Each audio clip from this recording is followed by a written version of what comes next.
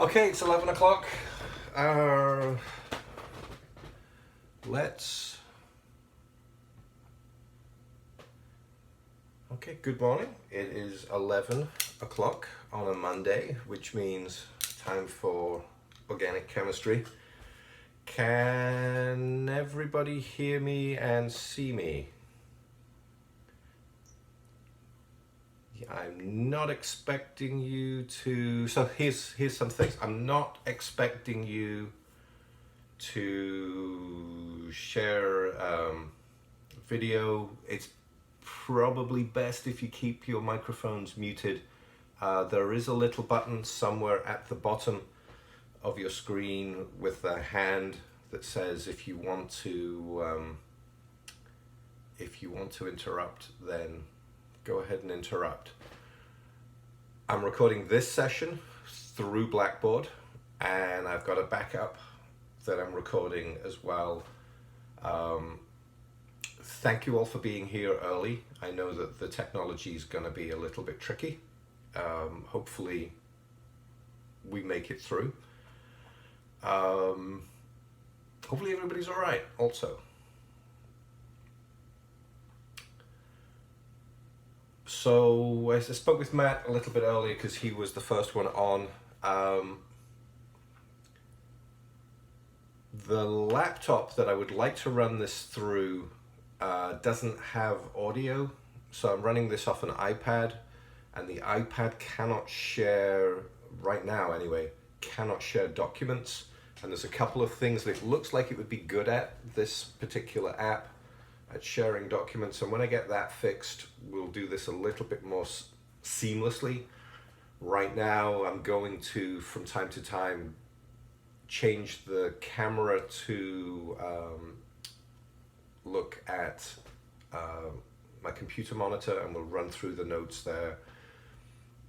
Don't know how that's going to work, how it's going to look. Also have a whiteboard behind me. So if you have a question, don't just sit there passively. If you have a question, put your hand up, unmute your microphone, and stop me, okay? Here's what I would like everything to go for the remainder of the term. This class has lots of content, and we've just lost 4 days. That means I cannot complete everything that the syllabus says that I need to complete the way that I would do if I was standing in front of class and teaching it slowly. So there is a concept in education called a flipped classroom. It works if the students buy in. If they don't, then it doesn't work particularly well. Fortunately for us, we already have lecture videos of these classes being taught, and we have handwritten notes that are the basis of those video lectures. What I need people to do is, one, look at your Blackboard calendar.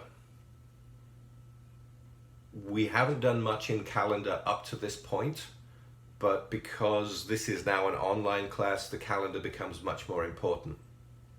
Keep an eye on the calendar, because the calendar will tell you on this day we're going to do this thing, okay? So for today, we're going to talk about carboxylic acids and their derivatives, esters and acid anhydrides and acyl chlorides. And we'll talk about the one reaction that they all do.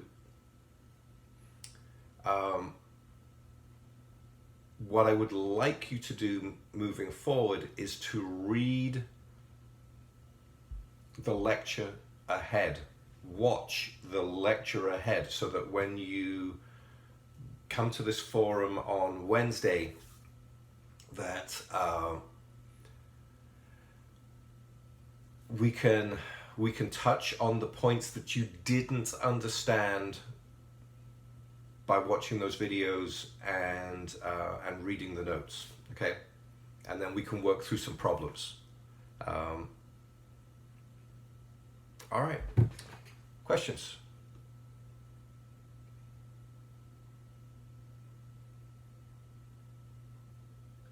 What are we doing about like the test that happened? Don't know yet.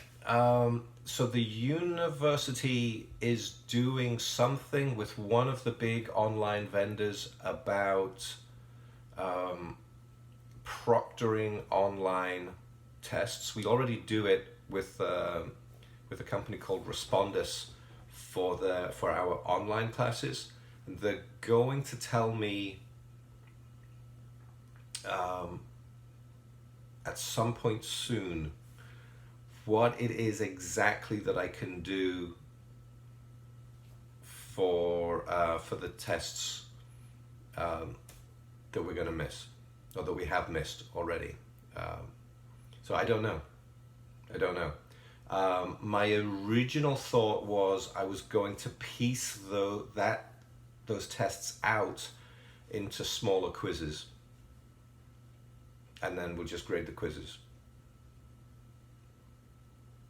Okay, and with those quizzes, would they be like using that Respondus, or like how would they be used? If I'm going to use the Respondus, then we'll call the quiz a test, and we'll make it be worth more points.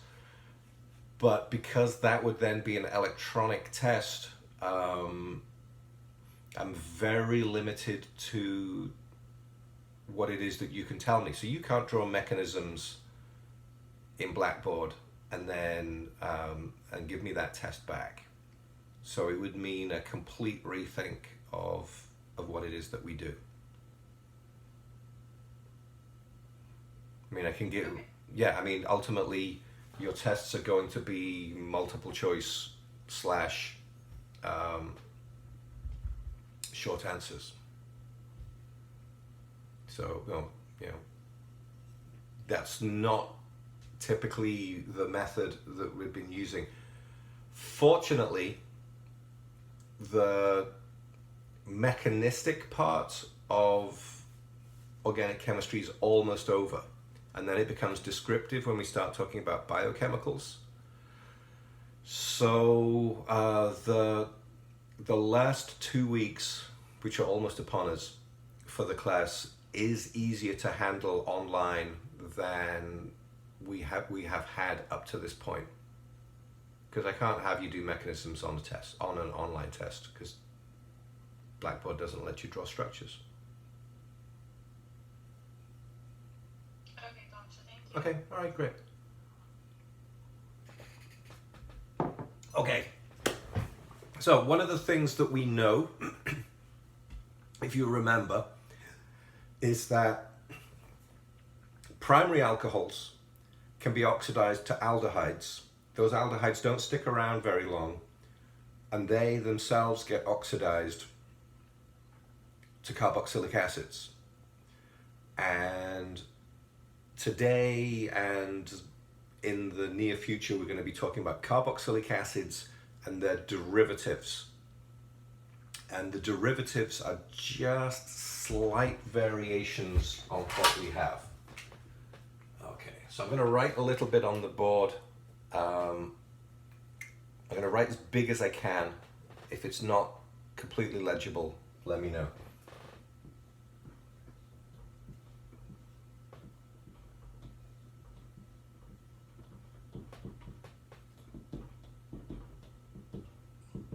So for a carboxylic acid, we have some carbon-containing group R attached, single bond to a carbon, that is then doubly bonded to an oxygen, so carbonyl, and then singly bonded to an alcohol oxygen. Okay, so carboxylic acids have 3 bonds to oxygen from that single carbon. When the carbon only had the double bond, we call that a carbonyl. When it has an additional bond to oxygen, we call it a carboxyl.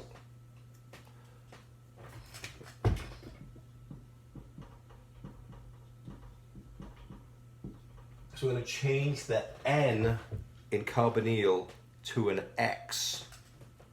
So this is our carboxyl group, and what I'm going to do is I'm going to change this part of the molecule and turn it into a couple of different types of derivative. Okay, so I'm going to switch my camera, and we're going to run through a couple of things that are on my monitor. Now when I do this, it might go black. Hold on.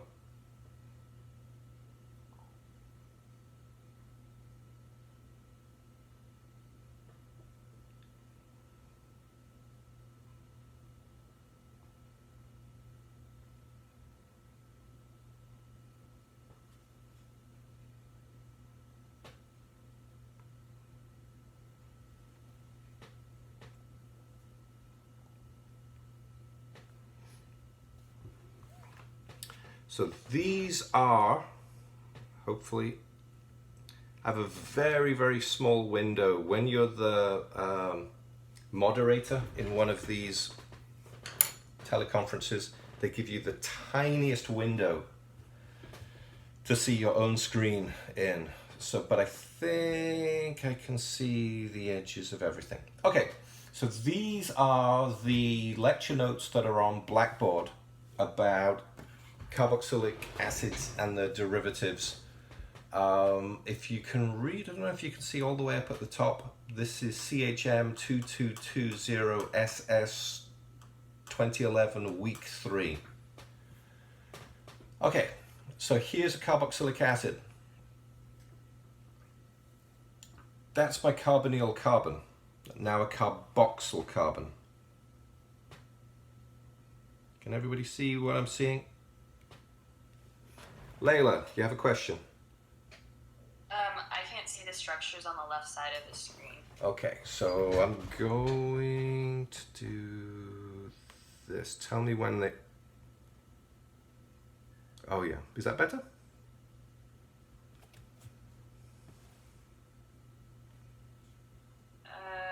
Still no?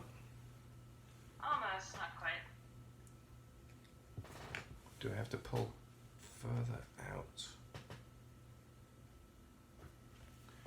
Can you see this? What Yeah. Okay, great. Thank you for chiming in. Okay, that carbon is the carboxyl carbon. You might be able to see that that's in red. You might not be able to. Now the R group, if that R group is a methyl, then we have to add 1 to the longest chain. So what people do a little bit wrong when they think about the naming of carboxylic acids and the derivatives is they look at what this R group is, and if it's a methyl, they'll think, oh, this is a methyl carboxylic acid. Or if this is an ethyl, they'll think, oh, that's an ethyl carboxylic acid. No, you have to count this carbon because that carbon is attached to the longest chain. So we're going to see whatever group this is, add 1 to it to include the carboxyl carbon, and then it has the suffix anoic acid. Fortunately for us, the naming system for acids contains the word acid in its name. So there's a couple of examples here. So if that group really is a methyl, +1 now makes it an eth. I'm going to turn my other camera around so that you can see. There's the methyl. +1 makes it an eth, and then add anoic acid. So this is a very, very common acid. That's vinegar, also known as acetic acid. Correct name is ethanoic acid. If I have a longer chain, this is carbon number 1. the carbon that is bonded to all of those oxygens, that's the functional group. That's the most important carbon in my molecule. So I'm going to start counting from here. And 1, 2, 3, 4, meth, eth, prop, bute. That becomes butanoic acid. Butanoic acid is the acid derived from rotten butter. It's the characteristic smell of vomit. Hexanoic acid, I think, is the smell of freshly cut grass. 1, 2, 3, 4, 5, 6. This is an unsaturated carboxylic acid. So instead of being an anoic acid, this is an N-oic acid. And the number in the molecule denotes where the alkene is, because I don't have to tell you what the number of the carboxylic acid is. The carboxyl is always at number 1, right? So this becomes 4-hexanoic acid. Benzoic acid, we've seen benzoic acid before. There are a couple of acids out there that have their own trivial names. We'll try to avoid them as much as we can. Okay. So if a carboxylic acid was a carbonyl with an alcohol, and we know that alcohols are carbon, single bond to oxygen, single bond to hydrogen, then what an ester is a carbon to oxygen to carbon set of single bonds. Okay? So this is like a carbonyl, but with an ether group attached to it. And what we do here is I have now 2 alkyl groups, and those both have to be named. The one that is directly attached to the oxygen gets to be the substituent. So this is the part that goes right here, il. So that R group is named as a substituent, and then the other R group that is attached to a carbon gets to be the part of the longest chain. So that's the root of our name. Alden, go ahead. I can't see. How's it spelled up there? If I move it down, does that make it a bit clearer? Yeah. Sorry about the glare and everything. When I find out how to get over this. Okay, so I'll try and do it in the middle of the screen. Thank you. So this group, substituent, gets named first as a substituent. Alden, did you have a follow-up question? Yeah, no, I can't see the left-hand side of the screen. Oh, bugger. Okay, what do I do? Tell me when you can. Yeah, that's good. That's good. Okay.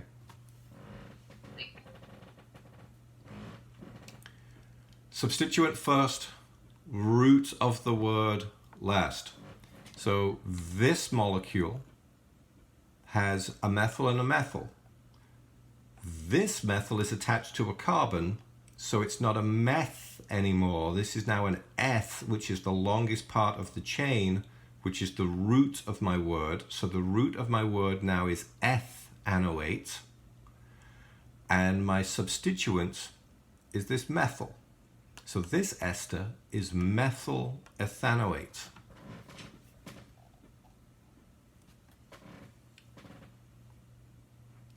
This ester has, as part of the long chain, 1, 2, 3, 4 carbons.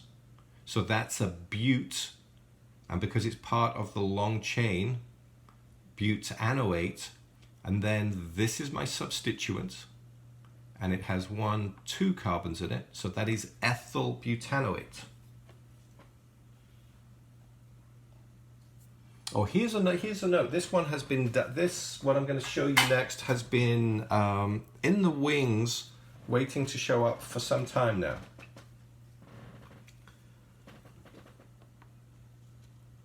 A 6-membered ring that is a benzene is a phenyl, not a benzyl. A benzyl is a 6-membered ring that's a benzene, an aromatic ring, that is also attached to a carbon that you're counting. So this ring changes names when its position in the molecule changes. When it is just a C6H5 group, that is a phenyl. So my longest chain is 2 carbons long. The root of my word is ethanoate. And then my substituent is 6 carbons in an aromatic ring. That's a phenyl. This is phenyl ethanoate. If I switch those 2 positions, now this phenyl plus 1 carbon becomes a benzyl. So the root of my word is now benzoate. And then this substituent right here has 2 carbons in it. That's ethyl. Okay? That's the thing that's not immediately apparent to everybody. It does throw people off a little bit. Okay, questions about esters. We're going to move on and see a couple of different variations. Of all of the derivatives of carboxylic acids, esters are far away the most important.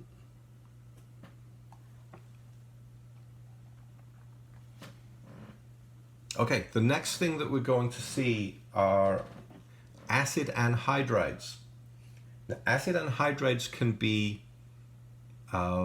symmetrical or they can be asymmetric. We are not going to deal with anything that is asymmetric. We're going to be looking at symmetrical anhydrides only. Okay, and what you do is, now this is starting to become a little bit big. What we've done previously with molecules that were a little bit big and worrisome is you put your thumb over part of the molecule. That molecule's symmetrical right down the middle. If I put my thumb over part of it, I can see that that's a carboxyl group, and this is a carboxyl group. So it's just 2 carboxyls stuck together. So whatever that R group is, add 1 to it to find what the longest chain is, and then call the whole thing that name anoic anhydride.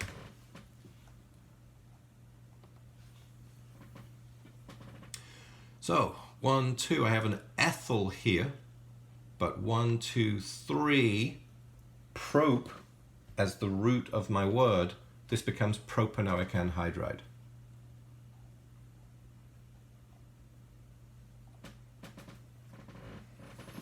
If I take that single bonded oxygen off the molecule completely and replace it with a chlorine or a bromine, then I get a new class of molecule called acyl halides.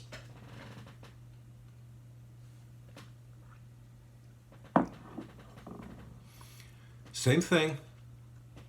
We're going to count whatever that substituent is, plus 1 for the longest chain, and then the suffix is anoyl chloride. So here's a molecule that, if this were an OH, it would be a carboxylic acid, but I've replaced the OH with chlorine, and it has 1, 2, 3, 4, 5 carbons in the chain. So if it were an acid, it would be pentanoic acid. This is now pentanoyl chloride. And this anoyl has now been shortened to an oil. So we say pentanoyl chloride. Or this one here is benzoyl bromide. Okay. Last one. These are amides, sometimes pronounced in the US as amides. I just can't force myself to say that way. What we've done is taken away the alcohol, the OH, the hydroxyl that was here, and replaced it with an NH2, which is an amine. So this is a primary amine. Remember the difference in amines between primary, secondary, and tertiary? It depends on the number of carbons directly attached to the nitrogen. So this is a primary amine. And we just go ahead, name the long chain. So whatever my R group is, add 1 to it. Here on the top in black is the correct naming system. In blue, I'm not sure you're going to be picking up on the colors, underneath it is the conventional naming system. This is the one that everybody uses. So this should be, if that's a methyl, plus 1 makes it ethanamide. That should be ethanamide. Everyone in the world calls it ethylamide, except for those people who call it ethylamide. We don't talk about them. All right, so we already know that amines, here's an amine, here's the amine part, can be primary, secondary, or tertiary. That nitrogen right now has 3 different carbons attached around it. So that's a tertiary amine. No rule that says your amide cannot contain anything other than a primary amine. I have a phenyl group that's attached to a carbon, just made it a benzyl group. So the root of my word is benzanamide. And then I have 2 ethyls, 1, 2 carbon, 1, 2 carbons, both attached to the nitrogen, NN diethyl benzanamide. Okay? So that's the naming of the acids and the derivatives. I'm going to, let me see if I've got it here.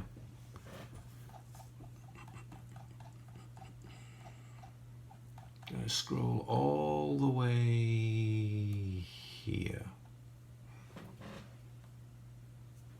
Can we see the bottom of the screen? Yeah.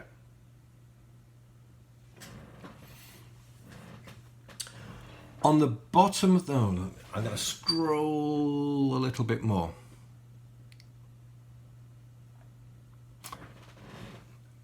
What's on the screen right now is what we're going to spend the rest of our time doing.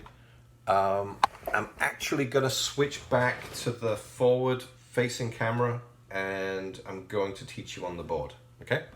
So sit tight.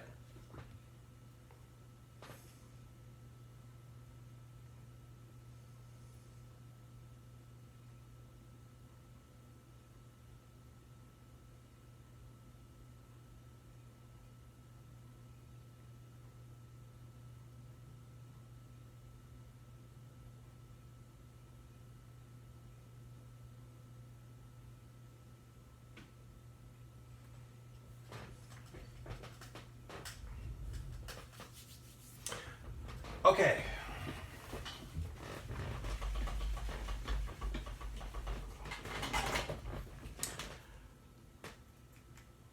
Oh, it's taking a second.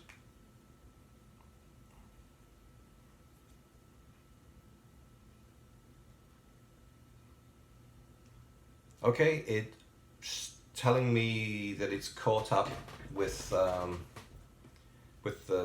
front-facing camera and microphone. You should be able to see me and hear me at this point. Okay. Everything that we've seen so far, carboxylic acids, esters, acid anhydrides, acyl chlorides, and amides, they all live in the same family. These are all carboxyl molecules. So they are all in the same family. They're all going to do the same reaction.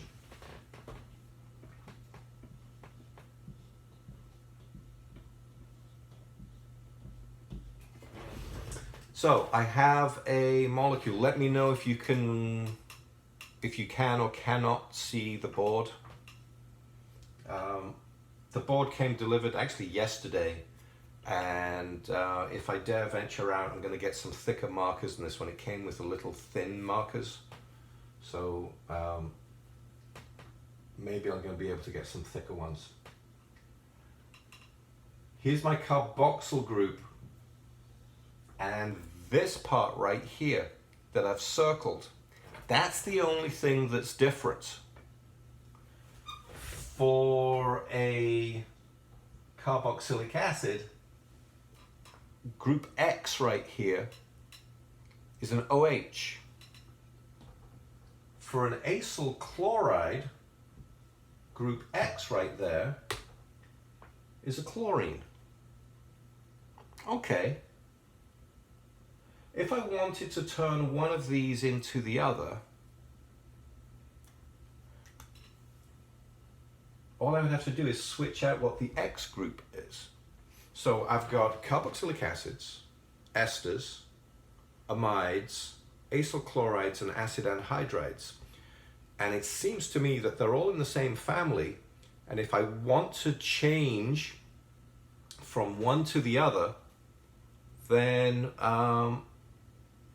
maybe I just change that group out. Okay?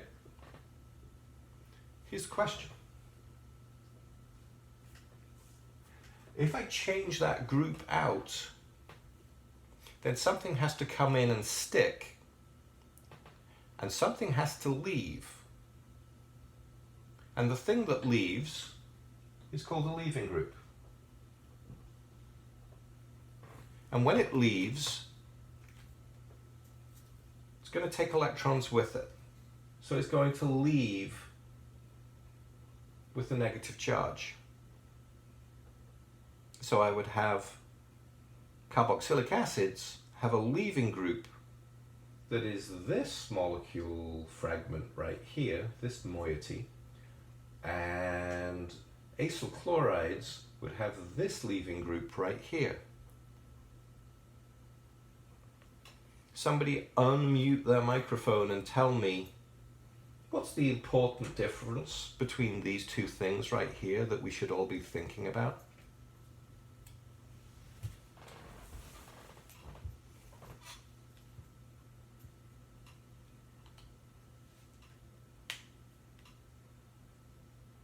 Talia. Pairs. Okay, so I'm going to write the lone pairs in. It looks like oxygen has 3 of them, and it looks like chloride has 4 of them. What's the important difference between these two things? Here's how we're going to help figure out what the important difference is. I want the name of that, and I want the name of this. What's that's name?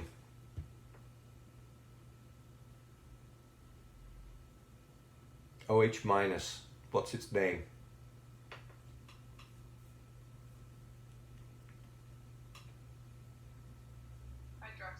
Ah, there you go. Thank you for playing along. And what's the name of this one? Anybody?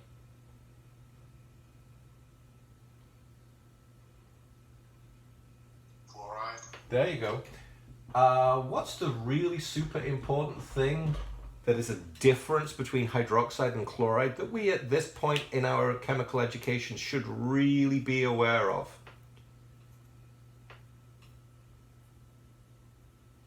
What's the important difference?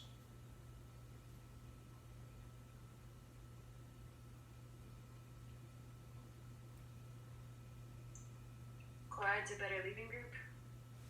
Because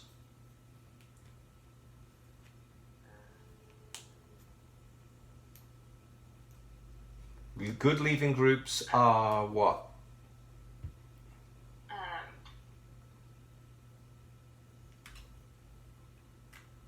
I know it's been a while, right? Don't remember. Yeah, I'm not picking on you. So Layla's absolutely right, okay? She's absolutely right. She has pinpointed that chloride is a good leaving group. It's good if we can remember the fundamentals of why that something like that is. Why is chloride a good leaving group? Emily.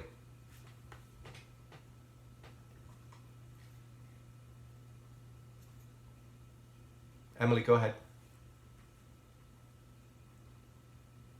Oh, we didn't hear you. We saw your microphone. There you go.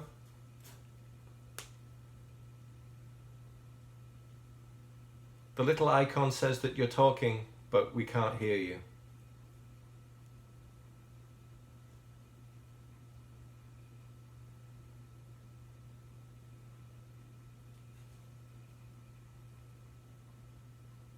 No, so we can't hear Emily, but I know what she's saying.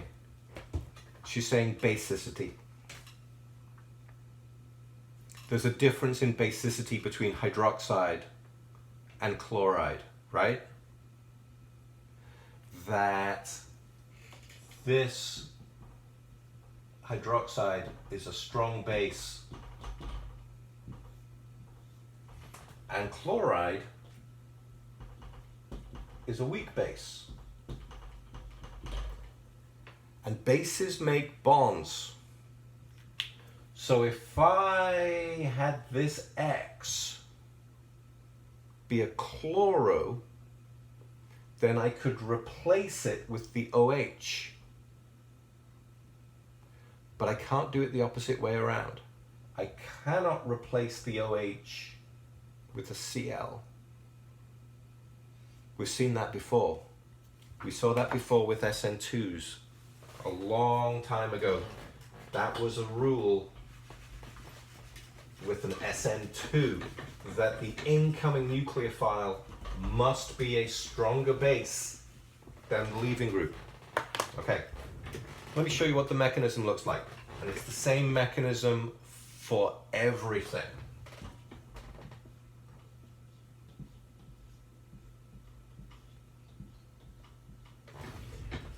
I have a carboxyl acid derivative. Whatever this is, X, this is the thing that's going to get replaced. Here's my nucleophile. The nucleophile is going to replace the leaving group.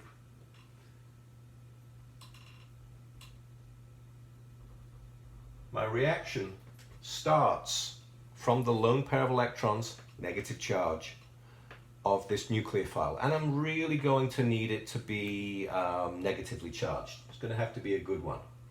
All right, well, that carbon already has 4 bonds. So if I'm going to make a new bond to that carbon, one of the bonds needs to break. Somebody unmute their microphone and tell me which bond I'm going to break.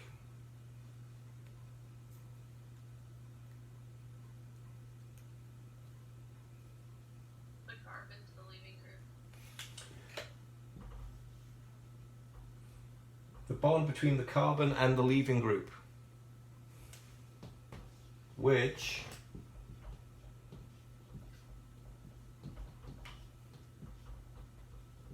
would put the nucleophile there and have the halide, hopefully you can still see that, I know it's in a bit of a glare, have the leaving group leave. Completely rational answer, because we know that we go from the reactant to the product. However, that's not the case. It's not the case. When this nucleophile attacks that carbon, the weakest bond breaks. And this is not the weakest bond in the molecule.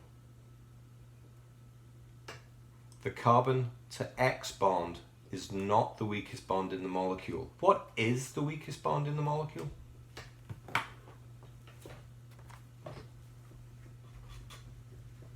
The pi bond. Yep. Pi bond is the weakest bond in the molecule. So what happens in reality? We're still going to get the same answer that Alden suggested. We're just not going to get there in one step. So what happens, instead of going directly, is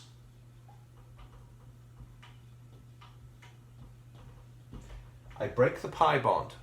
I open up to an alkoxide, and I have a point in time where both the incoming nucleophile and the leaving group are attached to the molecule at the same time. Then that pi bond reforms, and then it kicks off the leaving group. You get that? Carboxyl group, here's my leaving group. As long as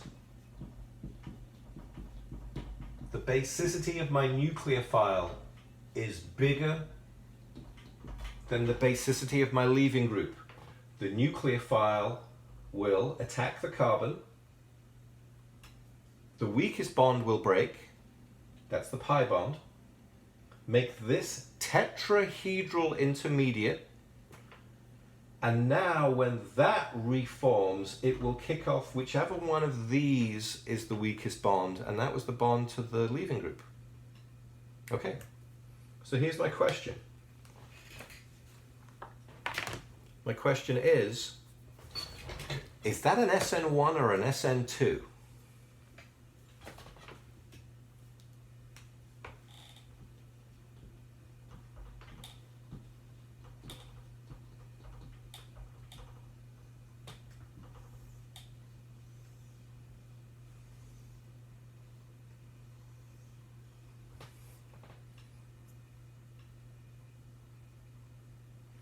My question is that an SN1 or an SN2? Is it an SN2 because there's no carbocation? There is not a carbocation.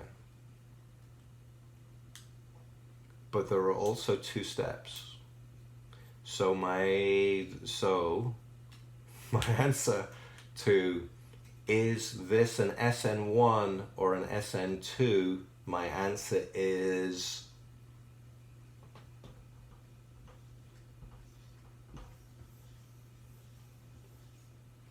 no. This is not an SN1 or an SN2.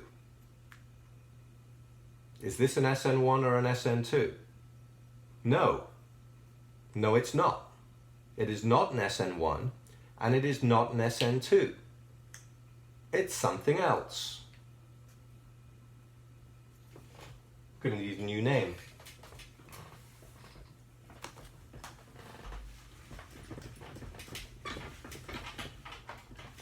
If I write up here, hopefully you can see it. I think it's going to be in the glare.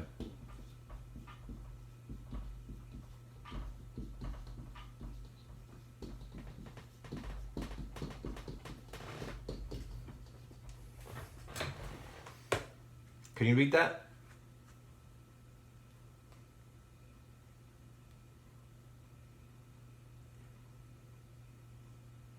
Yes, we can. Yep. What does it say?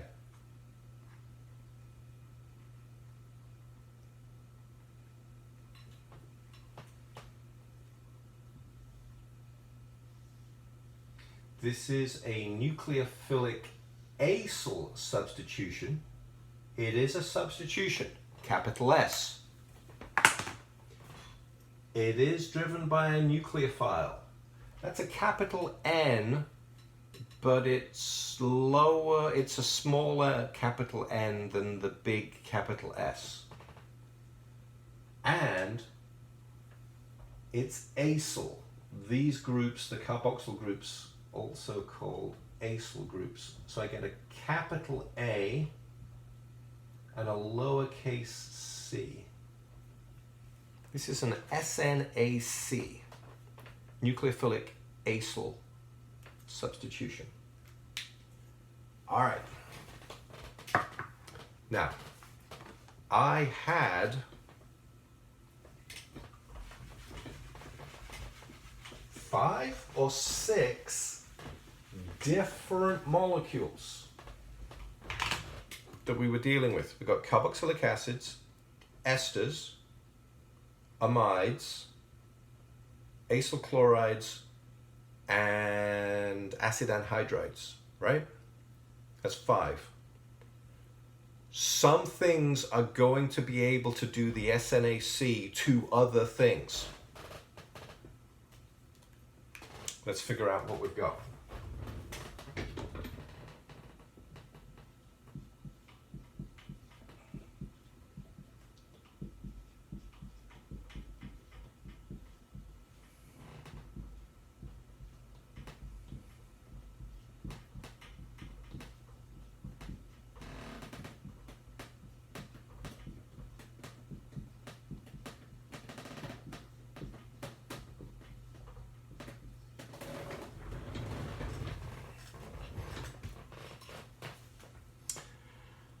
That's my 5 candidates for carboxylic acid derivatives. The carboxylic acid, the ester, the acid anhydride, the amide, and the acyl chloride. Here's what you need to do.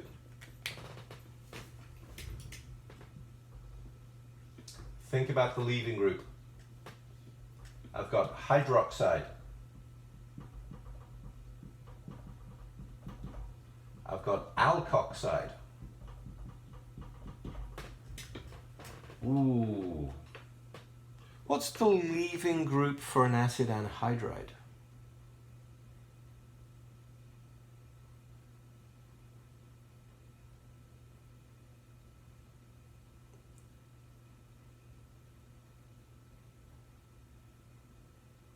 It doesn't have one. They all have leaving groups. It's this whole thing right there. That's a deprotonated carboxylic acid. It's called a carboxylate.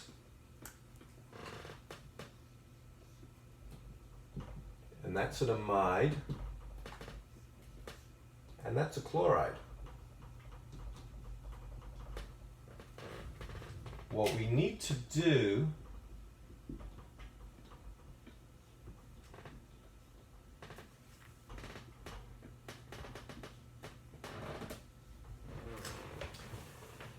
is rank these leaving groups. Of the things that are in the box, what's the best leaving group?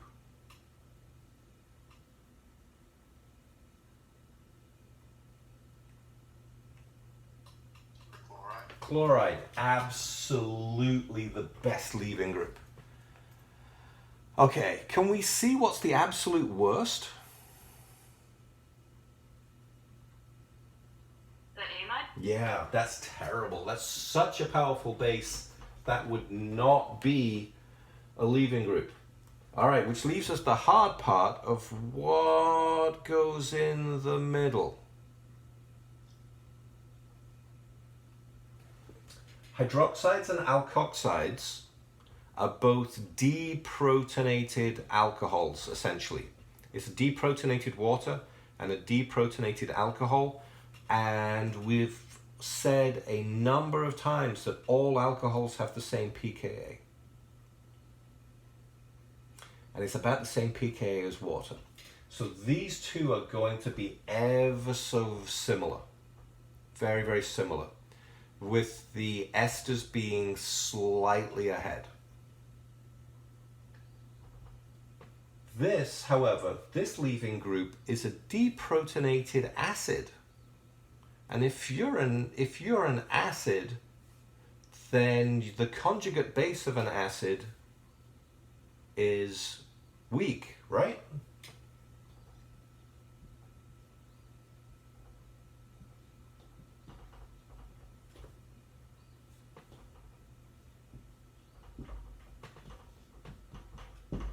So I have a hierarchy that says acyl chlorides can be converted into anything that is on its right. And acyl chloride is the best leaving group. It can be converted into any of these. An acid anhydride can be converted into an ester, a carboxylic acid, or an amide. But it cannot be converted into an acyl chloride by this mechanism, by the nucleophilic acyl substitution. Esters can be converted into carboxylic acids and amides, but by nucleophilic acyl substitution cannot be converted into acid anhydrides and cannot be converted into acyl chlorides.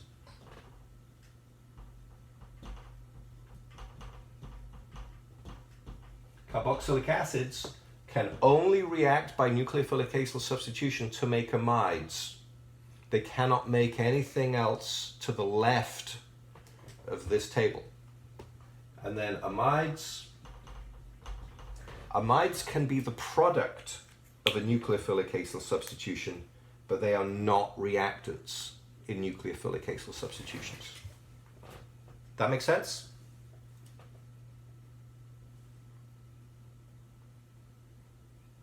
Okay, so we are out of time. Thank you for your patience. If I can do it a little bit better by Wednesday, I will do it a little bit better by Wednesday. I'll see if I can pull the documents up inside this app itself, which will mean, not having the glare of the screen. But pretty much this is where we find ourselves. You all run off now to biopsych.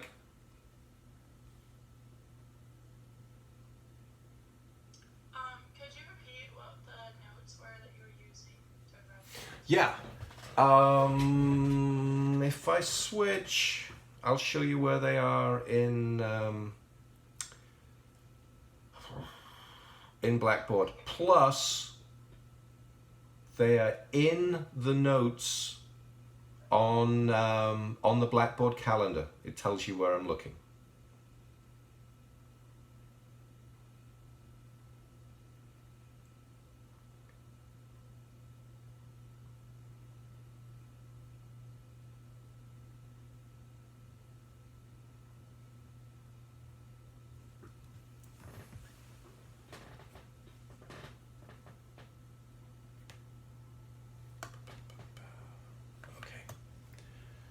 So if you check your Blackboard calendar, it will tell you, go watch this particular video, go read these particular notes, and where we are. So inside the folder that is, I'm going to go right back from the beginning, lecture notes and exams. There's a folder for lecture videos, and there's a folder for Organic 1 and 2 combined lecture notes. If I click that, I'm going to scroll all the way down to, we just did, it's called Week 16, Carboxylic Acid Derivatives, SNAC. Week 16. If you go back a week to week 15, it shows you the end of the Wittig reaction and then the naming of all of those derivatives. So this was, no,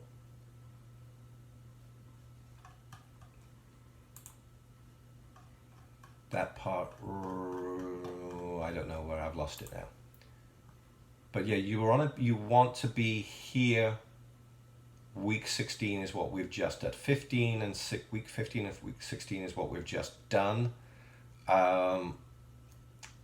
What comes next is we've got to look at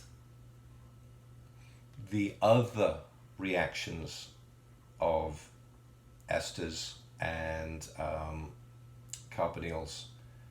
And I'm going to try and cut the part right here that's week 19 and week 20. I'm really going to try and cut down, because what I want to end with is this biochemical stuff right here at the end, because you're going to use that more often.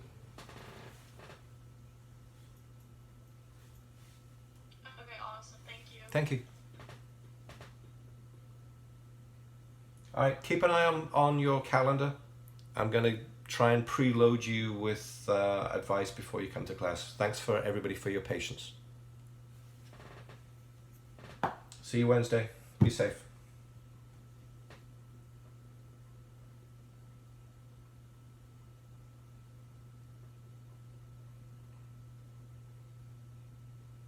Dr. Maguire, Yeah. is analytical chemistry gonna work like this too? Yeah. Okay. Yeah. On a scale of 0 to 10, 10 being, oh, I didn't think it would be so good, 0 being,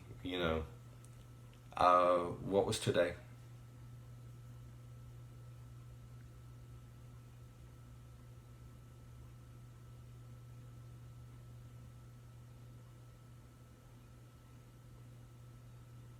Like a 6 or a 7. Okay. I can live with that. I can live with that. Yeah. I think only the only feedback that I have is that we went a little fast on the notes that you had about the naming, but Yeah. everything else was pretty good. Okay. But Yeah. we can go back and read that, so it's not a big deal. Yeah. All right. Yeah. Thanks for the input. And you always have the opportunity of just stopping me and slowing it down. Okay. Okay. All right. I'll see some of you tomorrow. Okay. Rest of you, I'll see you on Wednesday. Okay. Bye-bye.